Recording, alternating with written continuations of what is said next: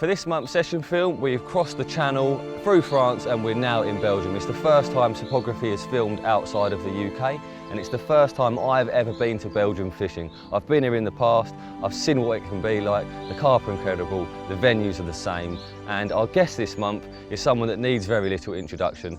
Gareth Fareham, editor of Subsurface, a well-accomplished carp angler, a fantastic artist, you know, a very interesting guy and someone that I'm very much looking forward to spending the next few days with. I'm currently stood in a small street, tiny little village in the middle of nowhere, and there's a small dammed off stretch of river, and Gaz and his friend Benji are currently set up there. So I'm going to make my way down, catch up with the boys, see what happened last night and find out what exactly the plan is for the next few days, because I think we're going to have a little bit of a mini road trip. You know, it'd be wrong to go to Europe without the road trip in mind. So that'll be the plan. But first things first, I've got to go find them.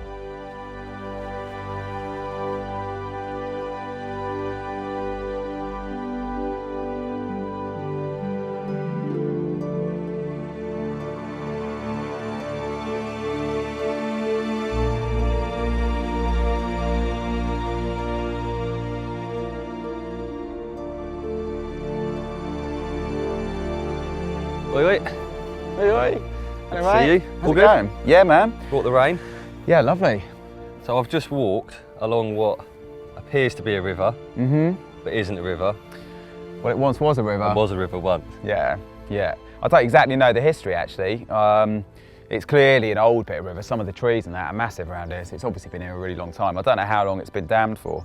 But yeah, it's a strange bit of water. It's a dammed, it is It dammed is, yeah, it's capped, yeah. Yeah, really interesting bit of river. I mean, obviously you feel like you're fishing a river, but it's but it's not. It's a lake, but it's got obviously all the characteristics of a river. And you've been here, what, you've done 2 nights? Yeah, 2 nights.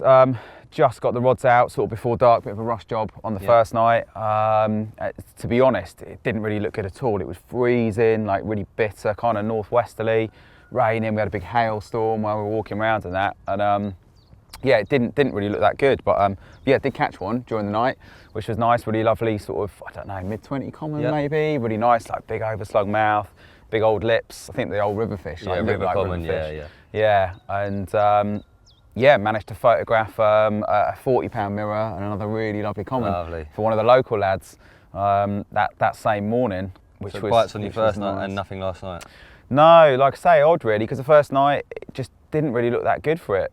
It was cold, the wind was horrible, just didn't really seem the one. But yeah, we had 4 bites between us. So I had the one, and one of the local lads, Ivan, had 3.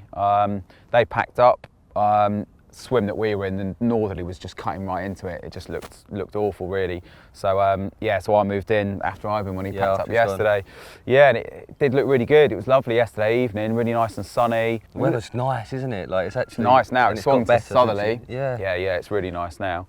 But not a bleep, mate. Nothing. So, I mean, I don't know whether it's, you know, I mean, it's funny, really. I think because the nature of it being long and thin, I do wonder whether, you know, doesn't take a lot to bounce them on. Doesn't take a lot to move them on, possibly. You know, they're only going to swim left a long left or right, aren't they? And, you know, maybe sit up in the next bunch of snags a bit further down.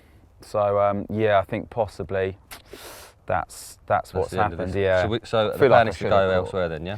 Yes, mate, yeah, I think so. I mean, to be fair, I think if we stayed here, I think we would have a really good chance of a bite. Yep. Definitely. Like I say, the local lads that I know, they've been good enough to, you know, to show us the place, have been catching a few. They had a few in the snow and like really savage weather, you know, over the last sort of 4 or 5 weeks. So it is good for a bite this time of year, definitely. So I'm thinking put a little bit of bait in here, get wrapped, head off to the other pits, not too far away, do a couple of nights there, see how it goes, and then possibly drop back on here, yeah. I mean, the other pits, they haven't woken up really. There's only been a couple caught so far this year. All to play for then. So it's a little bit of a gamble, but they're incredible fish. Yes.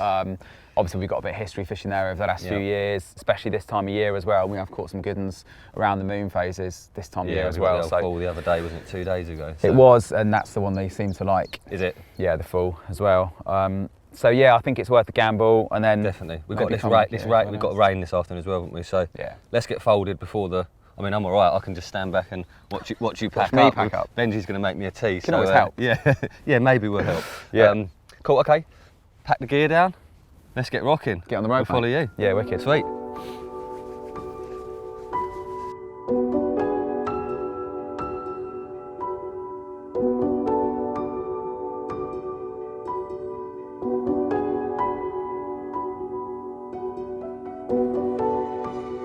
really for me, my sort of trips out here have been in the school holidays. You know, the Easter trip, it's the school holiday trip, summer holidays, and then the sort of October half term as well. I've had a few trips out here then, and you know, just to be able to come out somewhere for sort of 3 nights, 4 nights, you know, and have a really good chance of catching a few really nice, big sort of character fish, I think is, is just really special, and I think it's just been a real bit of solace for me over the last few years.